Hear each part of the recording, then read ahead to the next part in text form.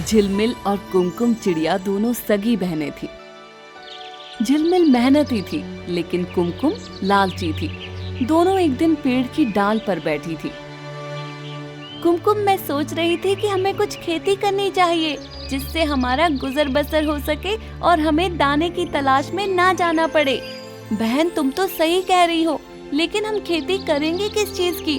हमें तो कुछ उगाना भी नहीं आता, फिर हम खेती कैसे करेंगे? तू उसकी चिंता मत कर, हम बास चाचा से जाकर पूछ लेंगे, उन्हें बड़ी अच्छी खेती करना आता है। बात तो तू सही कह रही है, चल बास चाचा के पास चलते हैं। दोनों उड़कर हरिया बास के पास पहुंच जाते हैं। हरिया अपना काम कर रहा था। बास चाचा, तुम क्या कर रहे हो? अरे कुछ नहीं, बस खेतों का ही काम कर रहा था। ऐसी दवाई बना रहा था जिससे फसलों में कीड़ा ना लगे और मेरी फसल बहुत अच्छी हो जाए। लेकिन ये तो बहुत अच्छी बात है, फसलों में कीड़ा लगेगा तभी तो हमें कीड़े खाने को मिलेंगे। तुम तो बच्चे हो, बच्चे ही रहोगी। तुमको बस खाने की पड़ी होती है।